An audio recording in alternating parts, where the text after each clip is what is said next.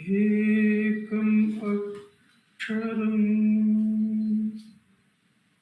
हृदि निरंतरम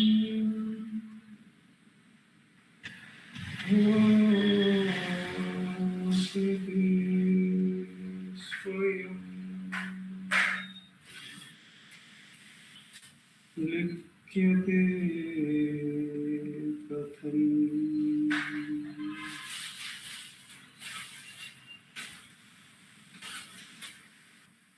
हृदय कुहर मध्ये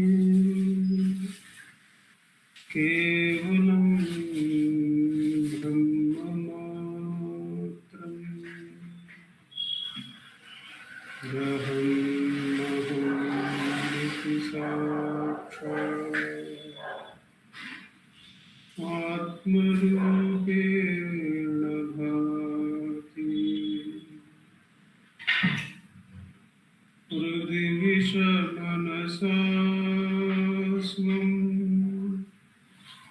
चिन्वता मज्जता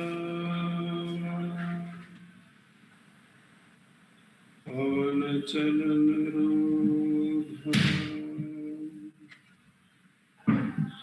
आत्मनिष्ठो भवत्वम्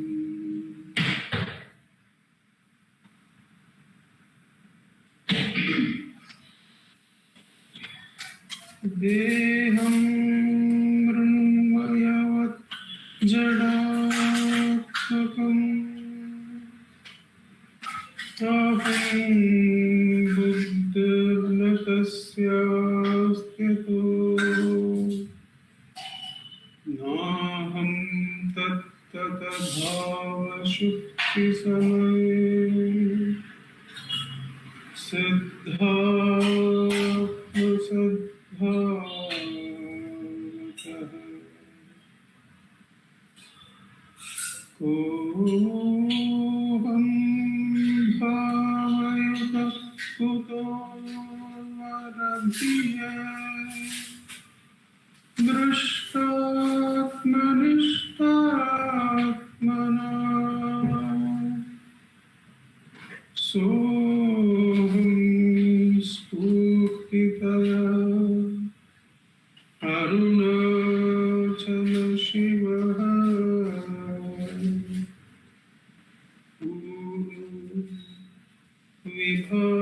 विभाति स्वयं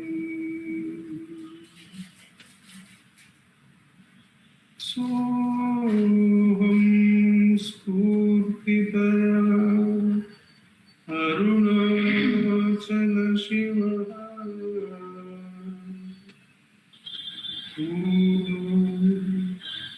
विभाति स्वयं.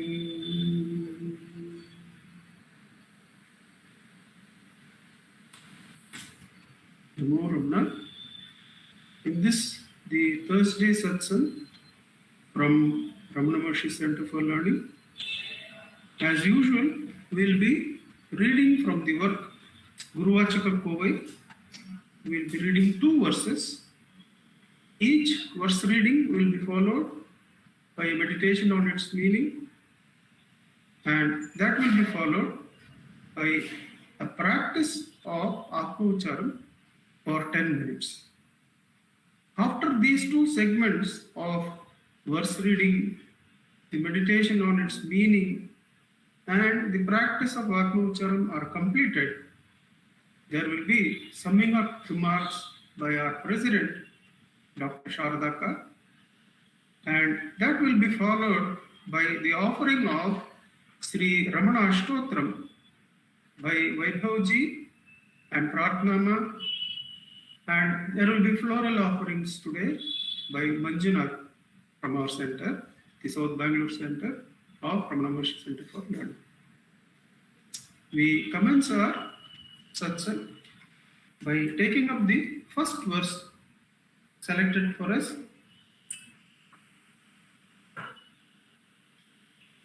Verse number 376.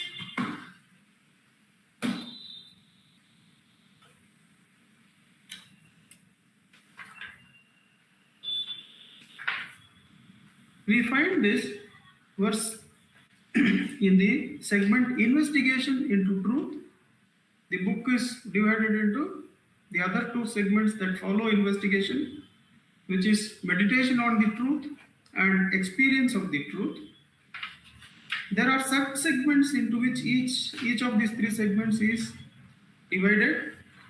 The particular sub-segment in which the verse 376 happens is the sub-segment entitled Desirelessness. Desirelessness, verse 376. If even the desire for attainment of the indescribable supreme state of silence is inimical to the perfection of satachara, abiding in Sat, the being, then how can desire for the filth-generating body that has no consciousness and desire for other objects constitute achara? Pray tell. Achara, there is a note. Achara generally denotes external religious observances. When it is coupled with the word sat, satachara, the phrase denotes abiding as being the reality. Verse number 376.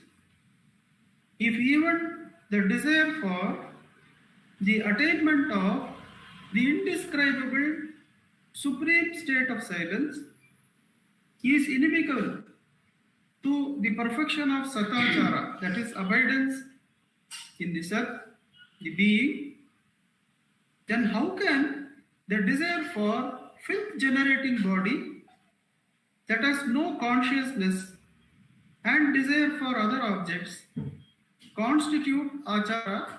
Pray tell.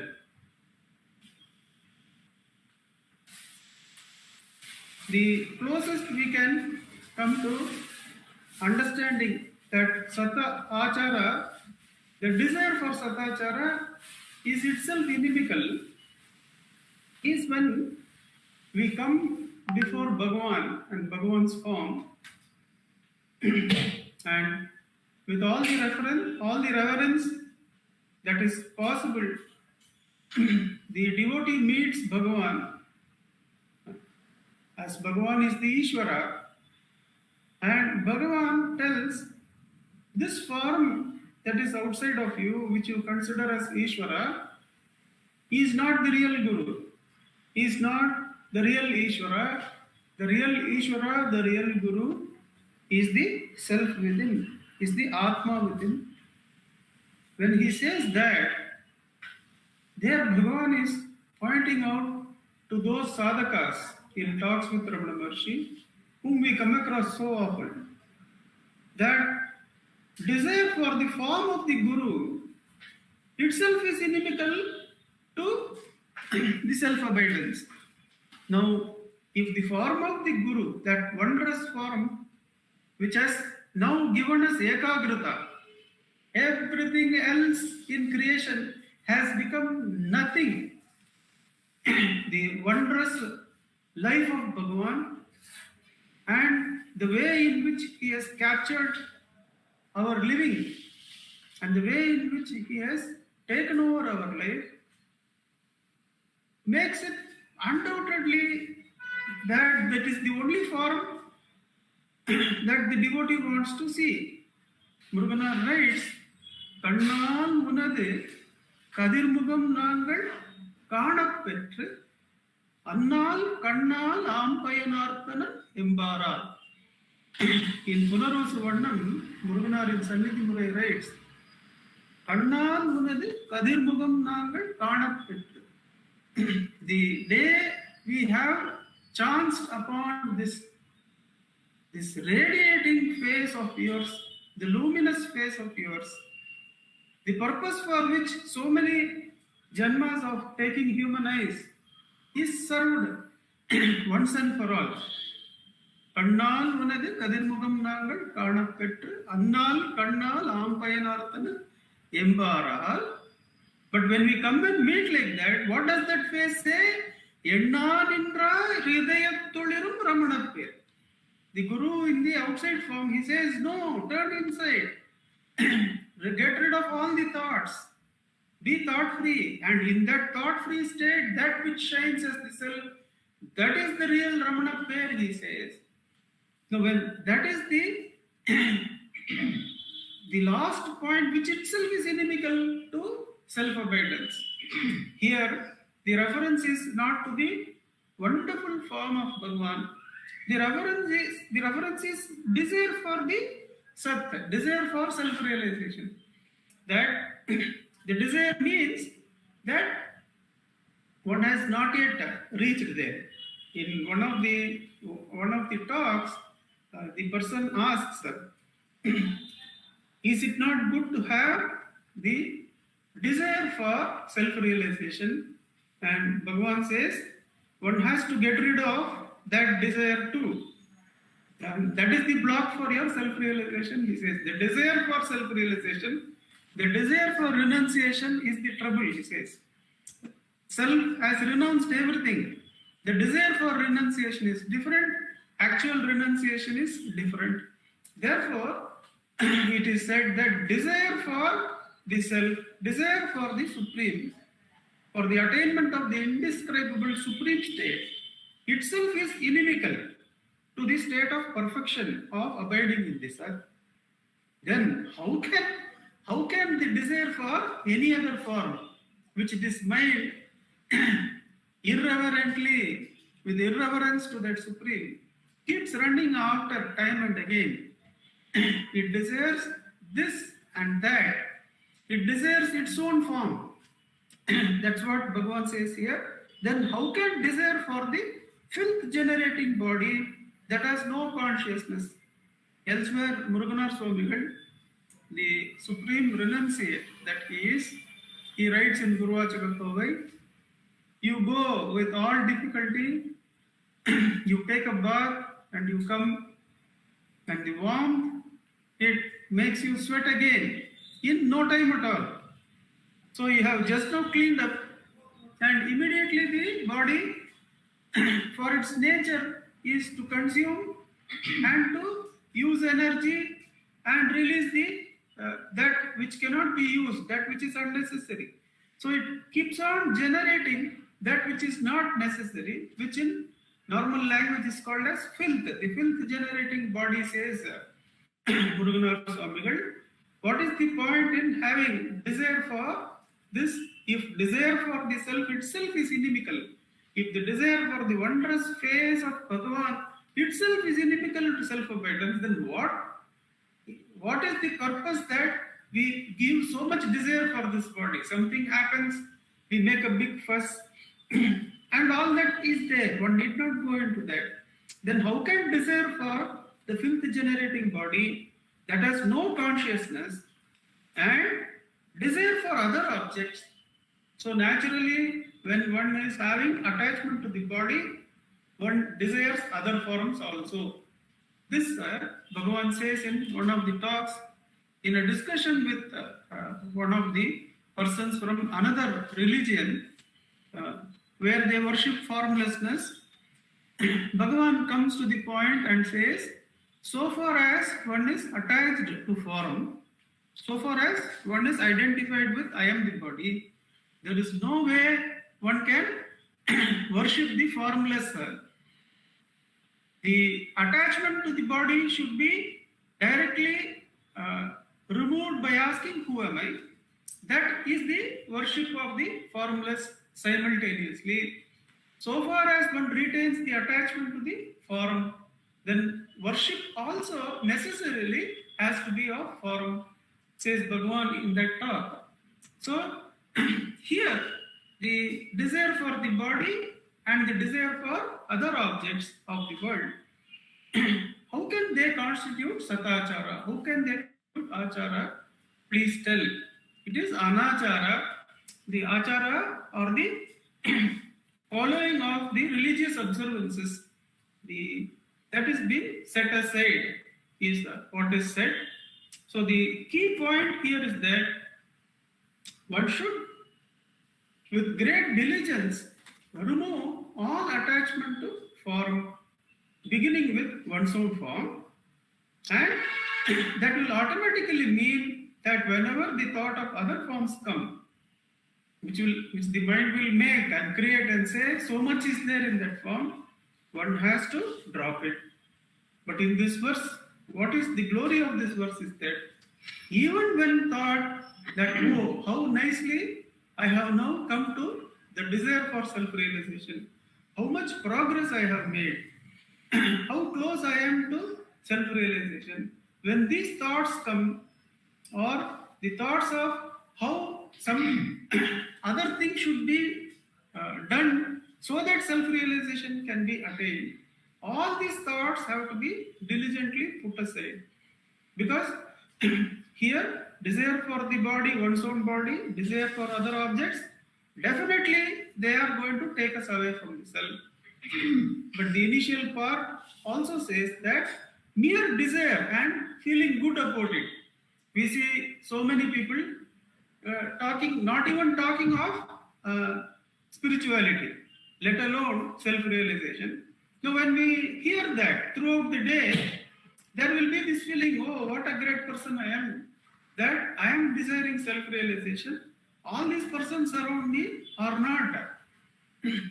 Now, that desire for self-realization can be an egoistic thing, and it can block us from actual practice of Atma-Vicharam, actually going for self-realization. So, if that itself, the desire for self-realization, the desire for the supreme state itself is inimical, then where is the doubt when the form of the Guru itself says, don't get attached to me. This outside form is not the real Guru. The self inside is the real Guru. How diligent we should be that when desire for forms arises in our mind, we should diligently inquire, for whom is this desire? For whom is this thought? Because desire is hidden in the form of thought, and as soon as a thought arises and we follow it, that means desire of many forms are rising simultaneously. So as soon as a thought arises, to cut off desire at its root, one should ask, for whom is this thought? The answer will always come, this thought is for me. Who am I? Takes one directly to the source of the mind. With repeated practice of returning to the source, Bhagavan assures one gains the ability, one gains the strength to abide in that Sat.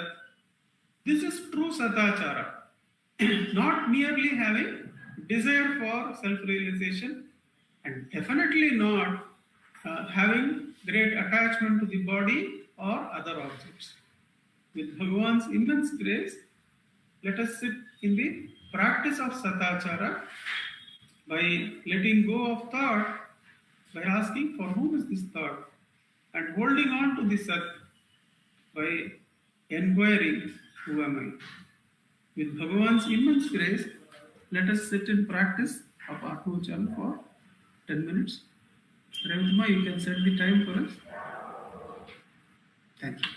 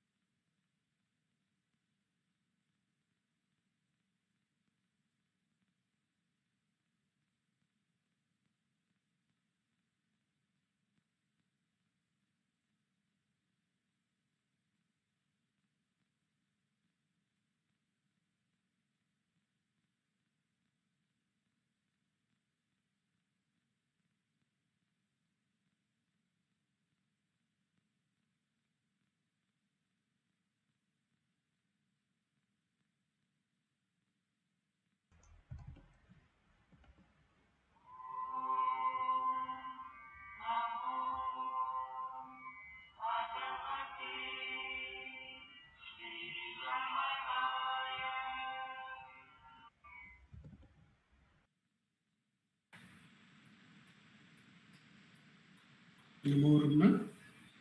We go on to the reading of the second verse. Verse number 636.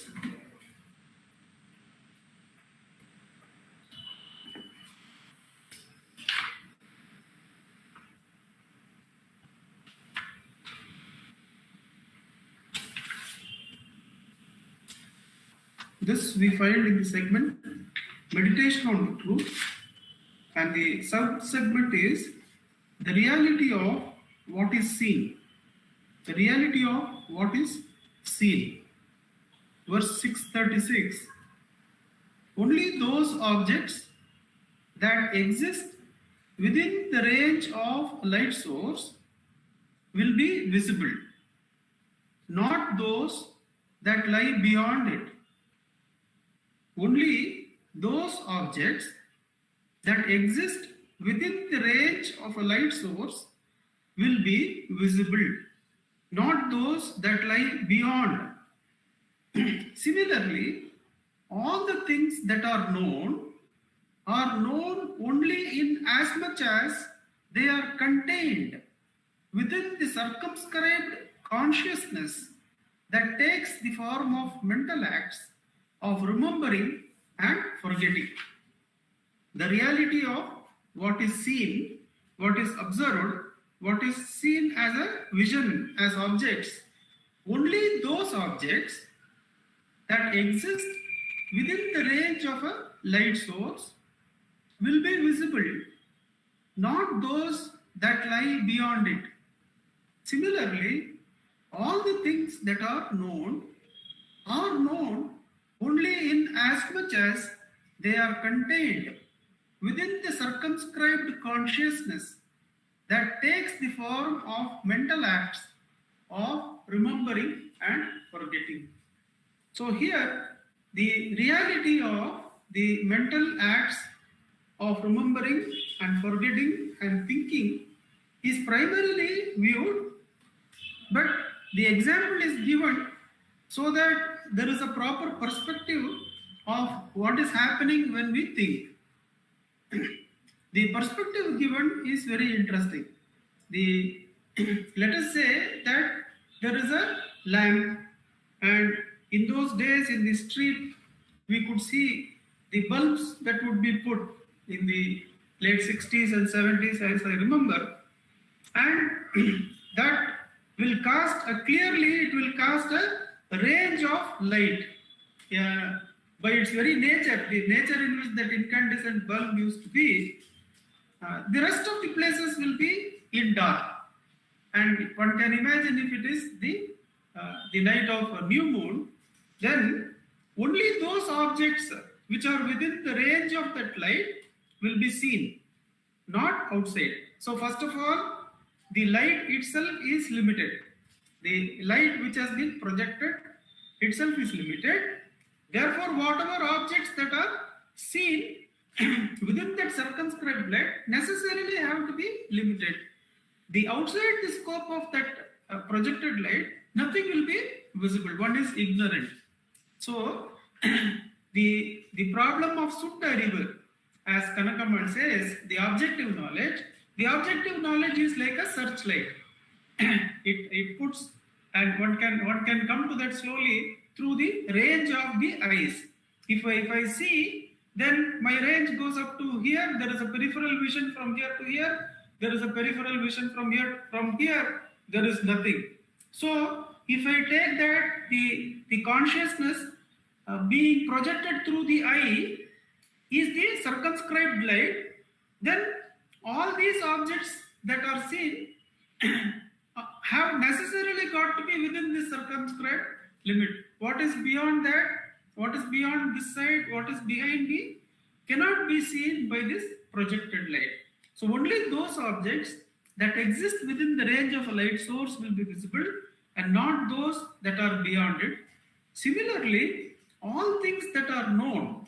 So from there, the transition that Bhagavan makes, that Muruganar Swamigal makes, is that what about the thinking process? whatever is known. We value the knowledge of people who have great knowledge in some areas.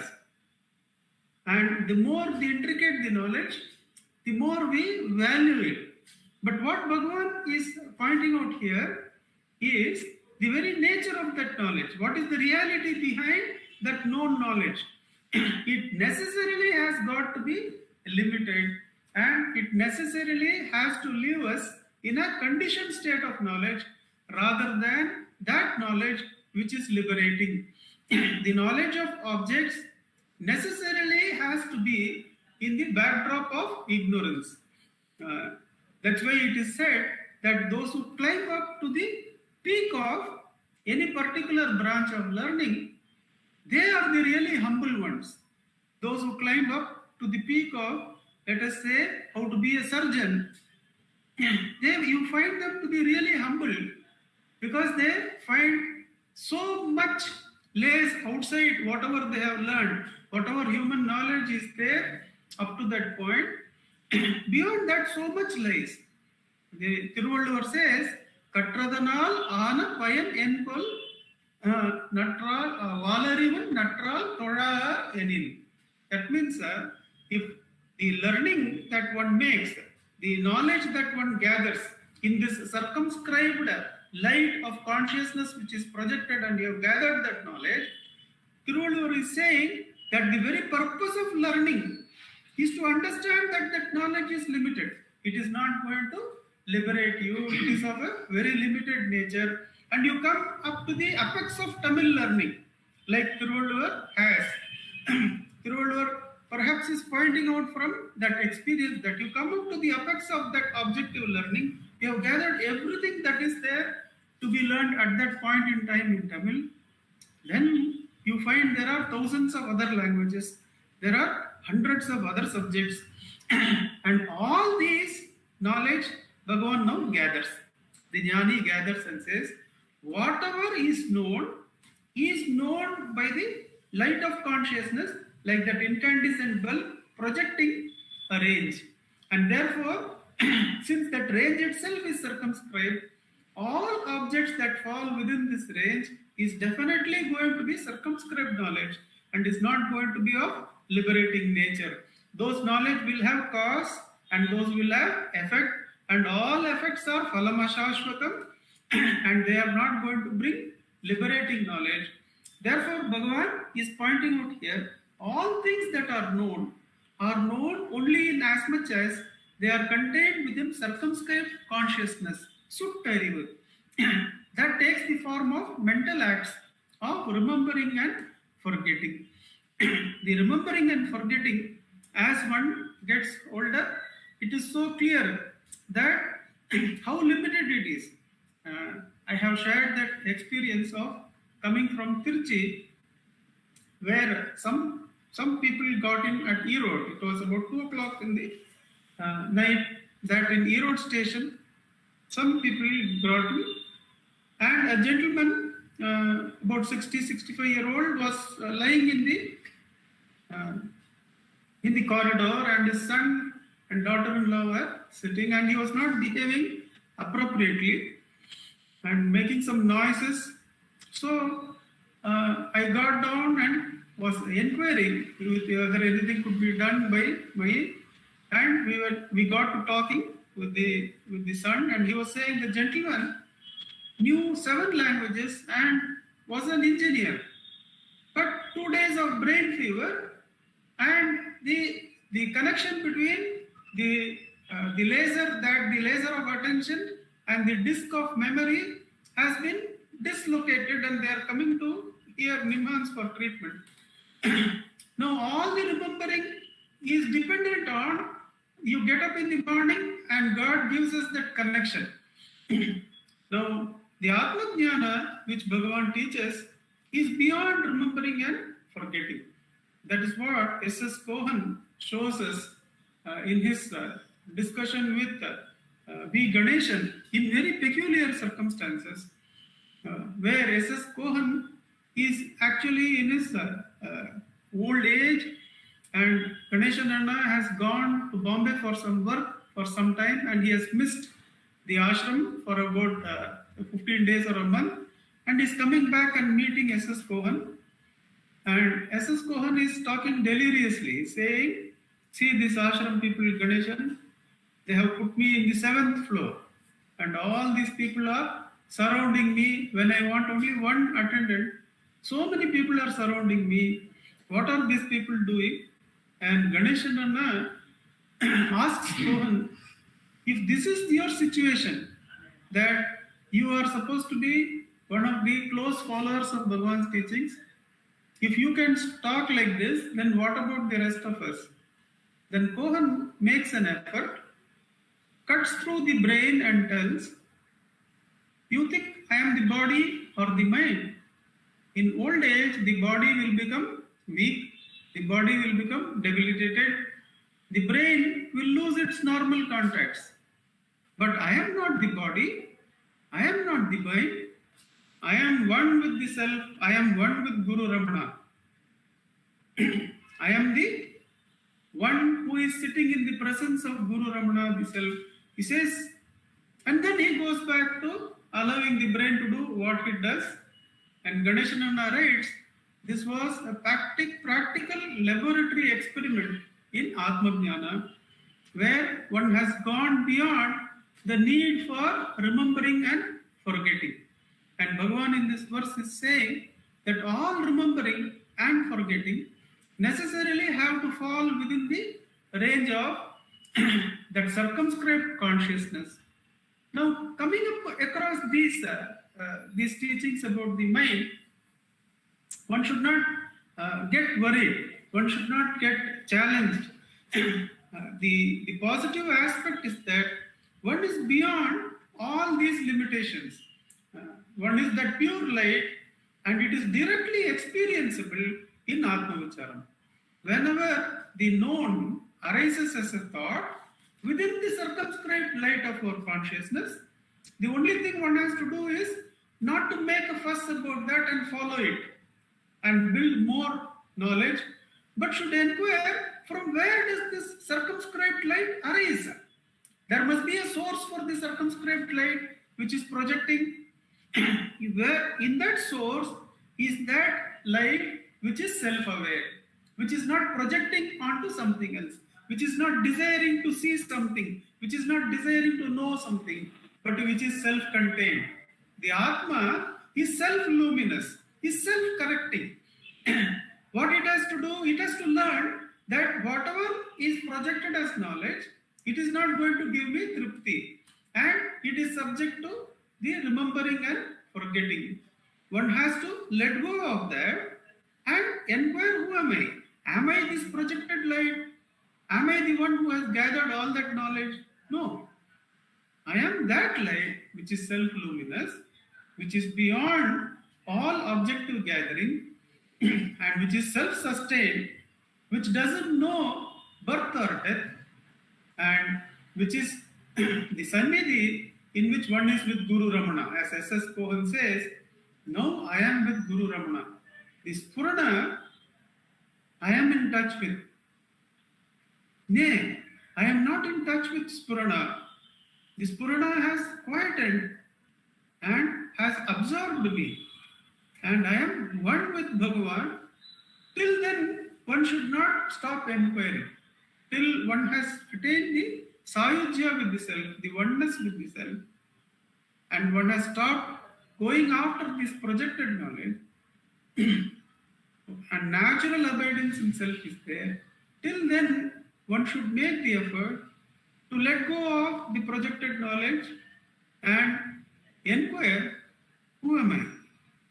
With Bhagavan's immense grace, which alone could have brought us to this Brahmastram, which frees us from the objective knowledge which is obviously circumscribed and limited, and brings us to that light of consciousness which is beyond all kinds of limitations and makes us be one with that freedom, be one with that light which is not in the side of the projection and knowing things, but which is ever self-luminous, which is the deathless spirit which Bhagavan says that he lives in and he absorbs us into. With Bhagavan's immense grace, let us begin in a small way by letting go of one thought, by letting go of thoughts for 10 minutes. And as he says to F.H. Humphreys, by letting go of thoughts and holding the one who thinks for 15 minutes. Allot 15 minutes a day, he says. Initially, it will appear almost impossible to hold the one who sees. But the master is made maybe in years of practice. But the effects of practice are revealed in period of 6 months or so, when there is an unconscious power over circumstances.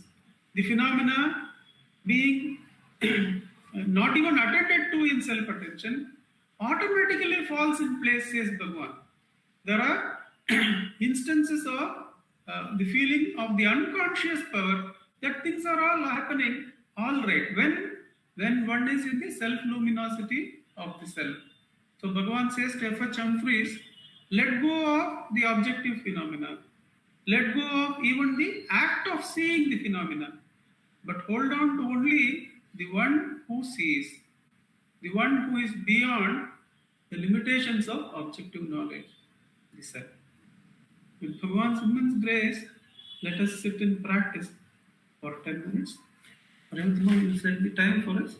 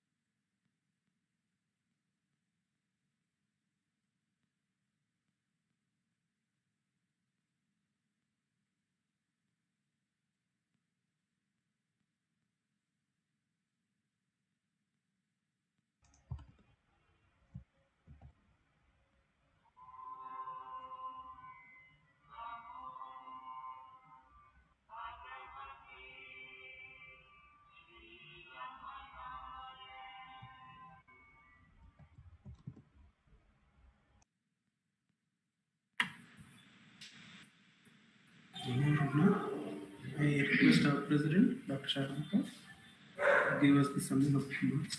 Namo Ramana. Namo Ramana. Prostrations to Ramana, shining as a self in all beings. By the immense grace of the self, shining as Ramana within every one of us, and manifest as the beautiful form of Ramana which Nanda Kumarji referred to. We are meditating on the teachings of Bhagavan, on self-inquiry, and we have had the great grace of Bhagavan to be able to sit in self-inquiry for 10 minutes, 2 sessions. And as Bhagavan said in the verses which we have been meditating on today, in Shiva Puranam, Manika Vachakar says, Malam sorum onbadu vayir kutilai Malanga Polanaindum Vanjanayai Sayya Vilanga Manathal Vimala Unakku Kalanda Anbahi Kasindu Ulluruhum Nalantan Ilada Siriyerku Nalgi Malam Sorum Onbadu Vayir Kutilai. He says there is a hut which has 9 gateways, and filth is coming out of all the 9 gateways. That is how the human body is referred to in the traditional Tamil literature, which we find represented here. So, such a body, and he says, of the 5 senses are always deceitful, and I am not in a position to give you true love, true devotion. Mind is full of animal instincts, and out of great compassion for such a one, you become manifest Tayir Siranda Dayavana Tattvane. You who are more loving than a mother. But such a form also. And so where is the question of seeking anything else, is what Muruganar Swami is saying, when even to worship that form, and further even to seek self-knowledge, is not encouraged, because that too becomes a desire. That too can become something which gives us on one hand ego. That possibility is there, as Nanda Kumarji said. In fact, there is a sweet story which my mother would narrate in that context. She would say there were 2 people meditating, doing tapasya for many years, each in their own way, of course seeking self-knowledge. And the sage Narada came past one of these people, and then he welcomed the sage Narada, and after giving the due prostrations and all that, and then asked him, where are you going? And Narada said, I am going to Vaikuntha to see Lord Vishnu. And he was so thrilled. He said, amazing, even to see you who are going to see Lord Vishnu is my greatest good fortune. But can you also ask Lord Vishnu whether I will get self-knowledge? And Narada said, all right.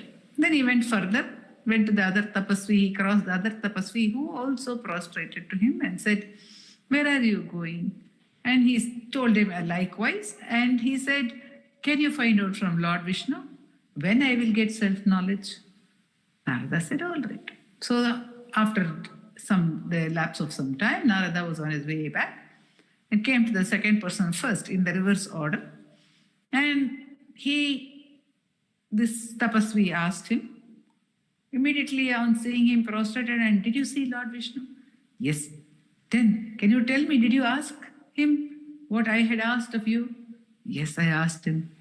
And what did Lord Vishnu say? Lord Vishnu said that after 3 births, you will get self-knowledge. This person became very, very depressed. He said, 3 more births I have to go through. 3 more births I have to go through. I've been struggling so hard. I've been working so hard for self-knowledge. And you mean to say another 3 births? I won't get it in this birth. And he went into deep depression. Now Narada didn't know what to say, but then anyway he moved forward. And he thought, okay, this is the condition of this man. How am I going to face the other one? But anyway, let me go ahead and see what has to be done at that time. The second devotee was faced by Narada, and that devotee called Narada, welcomed him, made him take a seat, and started asking, how is Lord Vishnu? You saw him. What a wonderful thing. Just describe that darshan, all that he was saying. He did not seem to be interested in getting an answer for his question. After some time, Narada said, do you not want to know what Lord Vishnu said in answer to your question? You mean to say you have found time to ask him? It is very gracious of you. And the Lord replied as well, I am so blessed. Then he said, yes. Then he said, there is this tree under which we are now seated.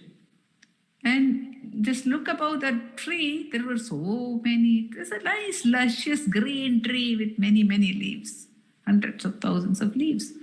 And he said, Lord Vishnu said, you will get self-knowledge at the end of as many births as there are leaves on this tree. This man just started dancing in joy. He said, Lord Vishnu said, I am going to get self-knowledge. What a blessed man am I, what a blessed man am I. And he was ecstatically dancing away. He even forgot that Narada is there. And then what happened? That suddenly there was a huge wind which came and blew away all the leaves of the tree. That is how it happens. It is not by our choosing, the scriptures say, but by the self choosing us. Why is it said? Is it that the desire for self-knowledge is not good? Certainly the desire for self-knowledge is important to cut away all others. That's why Muruganar Swami has put this teaching of Bhagavan over here, these words of Bhagavan over here. When the knowledge, desire for self-knowledge itself is considered to be a hurdle, what to say of all other desires? So that implies that all other desires have to be put away in any case. But finally, the desire for self-knowledge also will have to be consumed, because it may become egoistic. What if it is not egoistic? What if there is pure humility?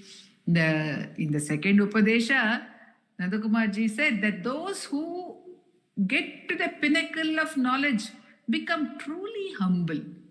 This is true. Little knowledge gives pride.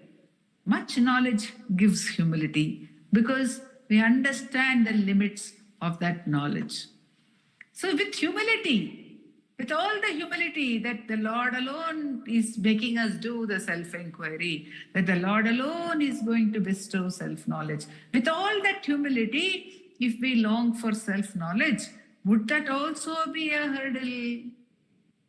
The reason why it is said that it may be a hurdle is that so long as there is a longing for self-knowledge, it implies that one is still holding on to the concept that one is the body, that one is a limited entity.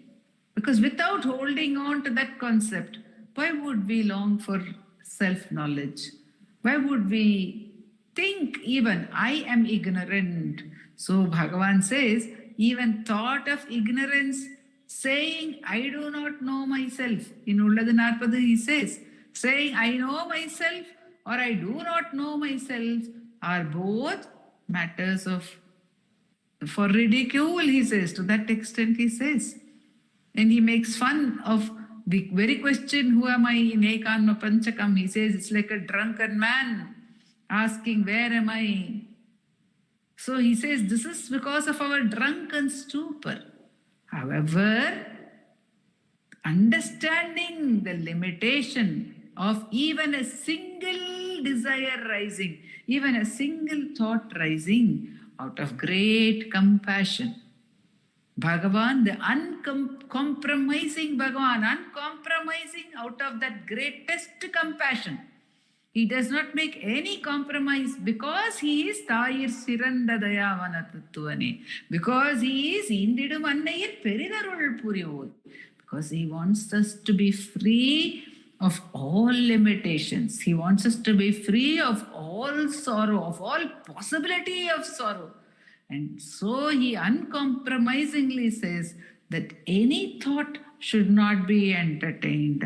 No thought, no desire should be entertained, because desire is only for the one who is having the desire, and that one is an illusion. So Bhagavan says that without flinching, without the least of hesitation, one should be ready to drop each and every thought that rises, and he is that extraordinary grace which allows this to happen, which allows us to recognize the limitation.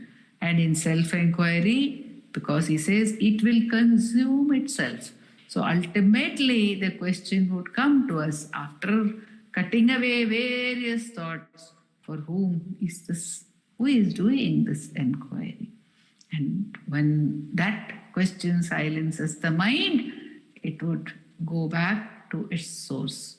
And repeatedly, Bhagavan allows us to do this, to hold on to the inquiry, not even to hold on to any desire, but only to hold on to the inquiry is the guidance which Bhagavan gives us, because that can take us across the sea of desires, across even the subtlest of identifications and desires, to that true state of desirelessness, which is the self, which is grace. Om Namo Bhagavate Sri Ramanaya. Namo Ramanaka. Namo Ramanas. May I request Vaibhavji and Pratnama to start the Ashtotram chanting, please?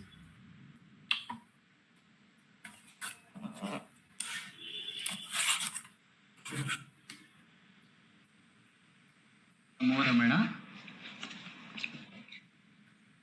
Bhardwaj Vishwanath विरचितम् Shri रमणाष्टोत्तर शतनामावलिः अपार सच्चित् सुखवारिराशे यस्योन्मि मात्रं भुवनं समस्तम् गुहाहितं तं रमणं गभीरं चिन्ताविहीनं हृदि चिन्तयामि ॐ महासेन महंसेन जाताय नमः ॐ श्रीरमणाय नमः ॐ गुरवे नमः ॐ अखण्ड संविदाकाराय नमः ॐ महौजसे नमः ॐ कारणोद्भवाय नमः ॐ जगद्गीतावताराय नमः ॐ श्रीभूमिनाथस्थलोस्थिताय नमः ॐ पराशरपुरोत्तंसाय नमः ॐ सुन्दरार्यतपःफलाय नमः ॐ कमनीयसुचारित्राय नमः ॐ सहायाम्बासहायवते नमः ॐ शोणाचलमहोलीनमानसाय नमः ॐ स्वर्णहस्तकाय नमः ॐ श्रीमद्द्वादशान्तमहास्थले लब्धविद्योदयाय नमः ॐ महाशक्तिनिपातेन प्रबुद्धाय नमः ॐ परमार्थविदे नमः ॐ तीव्राय नमः ॐ पितृपदान्वेषिणे नमः ॐ इन्दुमौलिना पितृमते नमः ॐ पितुरादेशतः शौर्णशैलं प्राप्ताय नमः ॐ तपोमयाय नमः ॐ उदासीनाय नमः ॐ महायोगिने नमः ॐ महोत्साहाय नमः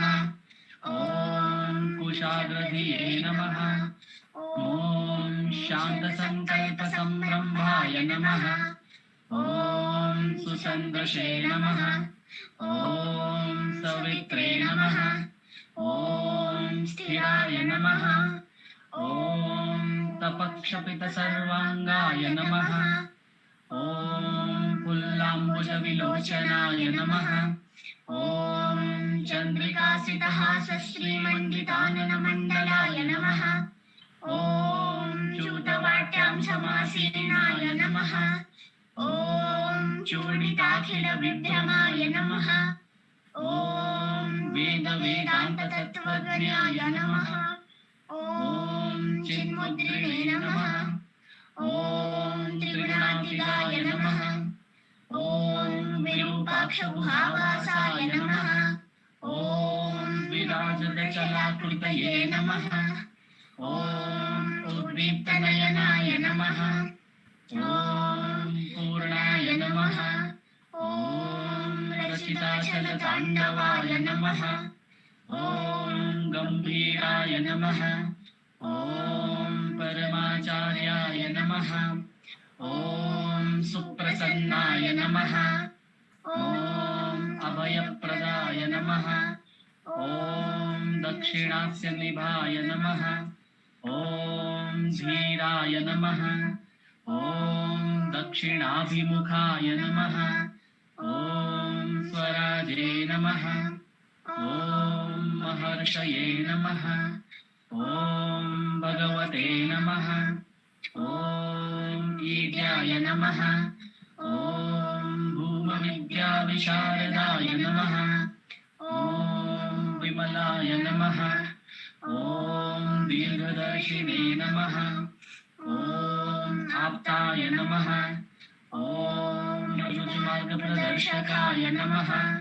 ॐ समदृशे नमः। ॐ सत्यदृशे नमः। ॐ सत्याय नमः। ॐ प्रशान्ताय नमः। ॐ अमितविक्रमाय नमः। ॐ सुकुमाराय नमः। ॐ सदानन्दाय नमः। ॐ मृदुभाषिणे नमः। ॐ दयाळवाय नमः। ॐ श्रीषोणाचलद्भोतस्कन्धाश्रमनिकेतनाय नमः। ॐ सद्दर्शनोपदेष्ट्रे नमः। ॐ सद्भक्तवृन्दपरिवृताय नमः। ॐ गणेशमुनिभृङ्गेन सेविताङ्घ्रिसरोरुहाय नमः। ॐ गीतोपदेशसारादिग्रन्थसञ्चिन्नसंश्चयाय नमः। ॐ वर्णाश्रममतातीताय नमः। ॐ रसज्ञाय नमः। ॐ सौम्याय नमः। ॐ आत्मवते नमः। ॐ सर्वावनिमतस्थानम् आराध्याय नमः। ॐ सर्वसद्गुणिने नमः। ॐ आत्मारामाय नमः। ॐ महाभागाय नमः। ॐ मातृमुक्तिविधायकाय नमः। ॐ विनताय नमः। ॐ विनुताय नमः। ॐ विप्राय नमः। ॐ मुनीन्द्राय नमः। ॐ पावकोजराय नमः। ॐ दर्शनादगसंहारिणे नमः। ॐ मौनेन स्वात्मबोधकाय नमः। ॐ शान्तिकरसान्निध्याय नमः। ॐ स्मरणाद्बन्धमोचकाय नमः। ॐ अन्तःसिमिरचण्डांशवे नमः। ॐ संसारार्णवतारकाय नमः। ॐ शोणाविषस्तुतिद्रष्टे नमः। ॐ हार्दविद्याप्रकाशकाय नमः। ॐ अविच्युतनिजप्रज्ञाय नमः। ॐ नैसर्गिकमहातपसे नमः। ॐ कमण्डलुधराय नमः। ॐ शुभ्रकौपीनवसनाय नमः। ॐ गुहाय नमः। ॐ दण्डपाणये नमः। ॐ कृपापूर्णाय नमः। ॐ भवरोगविषग्वराय नमः। ॐ स्कन्दाय नमः। ॐ देवतमाय नमः। ॐ अमर्त्याय नमः। ॐ सेनान्ये नमः। ॐ पुरुषोत्तमाय नमः।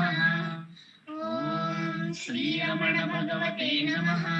श्रीरमणाष्टोत्तरशतनाम पूजां समर्पयामि। यस्थानोररुणाचलस्य पदयोः स्मृत्याजनें प्राप्यत। दिव्यानुग्रहसुप्रवाहविवश सादाम्यभावं गतः। निर्निष्ठस्वगभीरनित्यतपसा लोकान् पुनासे कराट्। तस्मै श्रीरमणाय ते नमैदं लोकोत्तरज्योतिषे। ॐ नमो भगवते श्रीरमणाय। नमो नमो नमो रमण सदाशिव प्रभावरण नमो महर्षि। नमो महर्षि दर्शन सुख मंगल मुख सकल जीवहित सम्मुख ब्रह्म संघिये। सदा तुष्ट सदा हृष्ट सदा शिवानंद पुष्ट परम महर्षि। ಬ್ರಹ್ಮನಿಷ್ಠ ಸಮದರ್ಶಿ ನಮ್ಮ ಮನವದೊಂದು ಕಾಡು ನೀನರಿತಿಹೆ ಅದರ ಜಾಡು ಹಿತವನರಿತು ನೀಡು ತಮ್ಮ ಕೊರೆಯ ತಣಿಸಲೈ. ಬೇಡಲೆಂದು ಬಂದ ನಾವು ನೋಡಿಯೇ ತಣಿವೆವಯ್ಯ ಮೋಡಿದಾರಲಿ. ಹಿತವ ನುಡಿದು ಕೊರೆ ನಮ್ಮನು ಬ್ರಹ್ಮ ಸಂಗಿಯೇ. ನಮೋ ನಮೋ ನಮೋ ರಮಣ ಸದಾಶಿವ ಪ್ರಭಾವರಣ ನಮೋ ಮಹರ್ಷಿ. ನಮೋ ಮಹರ್ಷಿ. बोलो महर्षि की जय.